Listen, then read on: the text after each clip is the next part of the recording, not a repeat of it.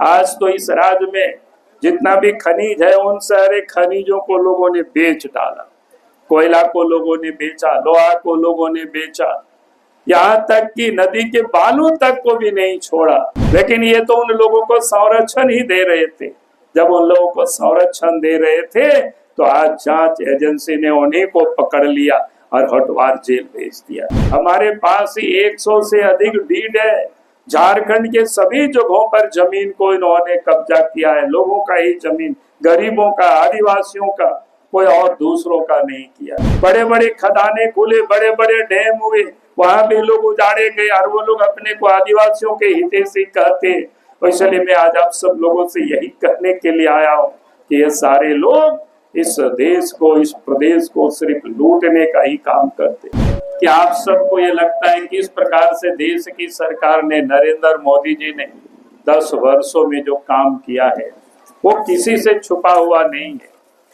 10 वर्षों में जितना काम हुआ है उतना काम तो आज तक कोई भी प्रधानमंत्री ने नहीं काम कर पाया। जो देश के प्रधानमंत्री नरेंद्र मोदी जी ने गांव के लिए काम किया, गरीबों के लिए काम किया, किसानों के लिए काम किया, माँ बहनों के लिए जो काम किया, तो हमें फिर से 2024 में नरेंद्र मोदी जी को देश के प्रधानमंत्री बनाना। लोग बता रहे थे कि भाई घूम घूम करके लोगों को लोग मना करे, मत जाओ।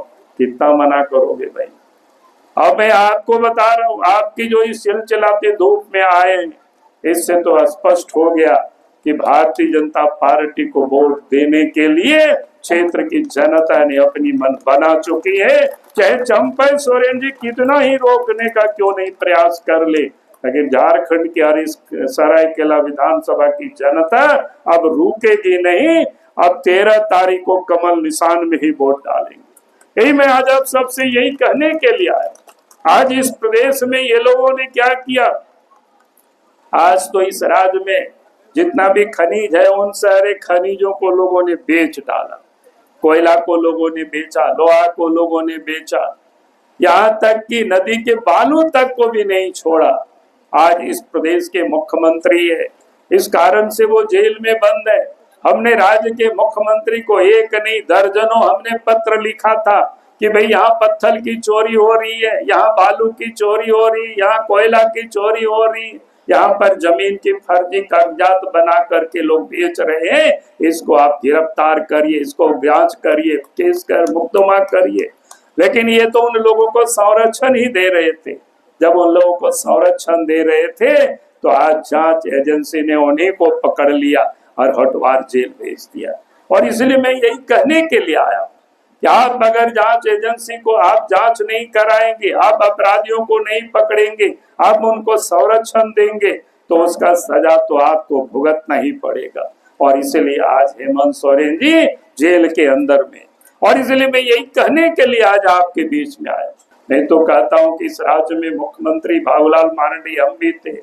इस राज्य में मुख्यमंत्री क्या कहते, आपके अर्जुन मुंडा भी रहे हैं, बीजेपी के रघुवर दास जी भी रहे हैं। बताइए कहा किसका कितना जमीन लूटा है। और आज मैं कह सकता हूँ हेमंत सोरेन का तो हमारे पास ही 100 से अधिक डीड है। झारखंड के सभी जगहों पर जमीन को इन्होंने कब्जा किया है। लोगों का ही जमीन, गरीबों का, आदिवासियों का, कोई और दूसरों का नहीं किया। और इसलिए मैं आज आप सब लोगों से यही कहने के लिए आया हूँ। और कांग्रेस पार्टी, उनके जो सहयोगी है, उन लोगों को तो झारखंड वासियों से क्षमा मांगना चाहिए। उन लोगों ने इस राज्य देश में राज्य किया, उसी के जमाने में बड़े बड़े कारखाना भाई खुला था, लेकिन वहां गांव के गांव उजाड़ा गया। उसको कोई आज तक न्याय नहीं मिली। आज भी दर दर के लोग ठोकरे खाते, उनका कोई आज आता पता नहीं। बड़े बड़े खदाने खुले, बड़े बड़े डैम हुए, वहां भी लोग उजाड़े गए और वो लोग अपने को आदिवासियों के हितैषी कहते। इसलिए मैं आज आप सब लोगों से यही कहने के लिए आया हूँ कि ये सारे लोग इस देश को, इस प्रदेश को सिर्फ लूटने का ही काम करते। देश के प्रधानमंत्री नरेंद्र मोदी जी ने गरीबों के घरों तक, झोपड़ी तक भी पहुंचा दिया।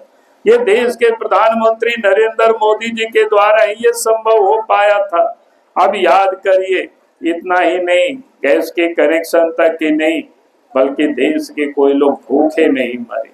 उसकी भी देश के प्रधानमंत्री नरेंद्र मोदी जी चिंता करते। अब याद करिए कोरोना काल के उस दिन को भी याद करिए, जहां पर सड़कों पर गाड़ियां नहीं चलती थी, रेलगाड़ी भी बंद हो गया था, हवाई जहाज भी बंद हो गया था, कल कारखाना भी बंद था। लोगों को लगता था कि अब हम सब लोग कैसे बचेंगे, अपनी बाल बच्चों को क्या खिलाएंगे।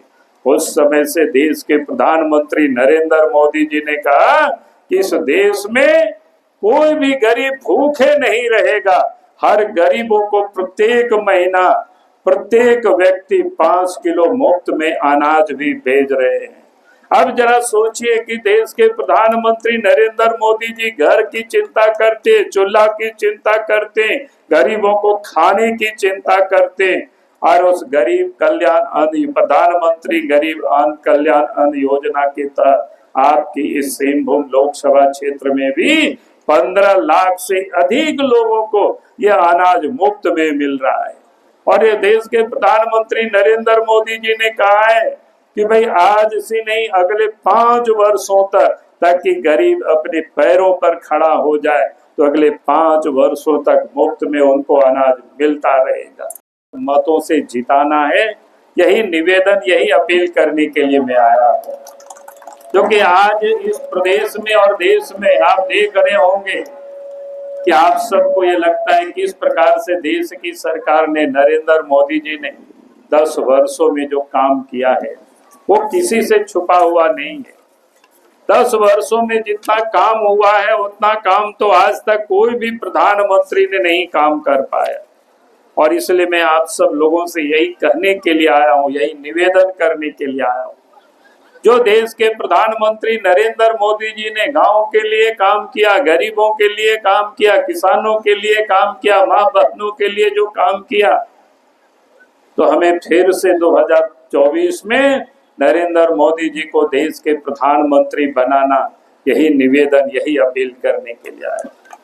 अब याद करिए क्या हालत इस देश की बनी हुई थी पहले, 2014 के पहले की क्या स्थिति थी, वो किसी से छुपा हुआ नहीं। 2014 में देश के प्रधानमंत्री नरेंद्र मोदी जी बनते हैं तो सबसे पहला काम गरीबों के लिए उन्होंने कौन कौन काम किया, 1-2 काम मैं जरूर आपको बताना चाहूंगा। आप भी जानते हैं, लेकिन उसी को मैं स्मरण कराता हूँ। क्योंकि आप देखें कि इस प्रदेश देश के अंदर में जहाँ गरीबों को पहले घर नहीं हुआ करता था, वही देश के प्रधानमंत्री नरेंद्र मोदी जी ने गरीबों को घर भी देने का काम किया। आपके इस सिंहभूम लोकसभा क्षेत्र में ही 78,429 प्रधानमंत्री आवास यहाँ बना है। तो ये छोटा मोटा नहीं है, यानी 78,429 प्रधानमंत्री आवास। और देश के प्रधानमंत्री नरेंद्र मोदी जी ने कुछ दिन पहले ही संकल्प पत्र जारी किया है। उसमें उन्होंने और कहा है कि जिन गरीबों को प्रधानमंत्री आवास नहीं मिला है, जैसे परिवार में गरीब परिवार की संख्या भी बढ़ गई है, तो वैसे लोगों को भी फिर से देश के प्रधानमंत्री नरेंद्र मोदी जी प्रधानमंत्री आवास देंगे। बायोम मेडिकल प्रिपरेशन का एकमात्र संस्थान जहां है complete digital classrooms, individual doubt counters, video lectures, student tracking system, library facility, 100% result oriented rankers batch, study package and class notes in PDF। Jharkhand के इतिहास में पहली बार नीट UG में 700 मार्क्स पार। 10th पास स्टूडेंट्स के लिए फाउंडेशन कोर्स और 11th पास student के लिए फ्रेशर कोर्स। 12th पास स्टूडेंट्स के लिए टारगेट कोर्स 18 अप्रैल से शुरू हो रहे हैं। Contact biome.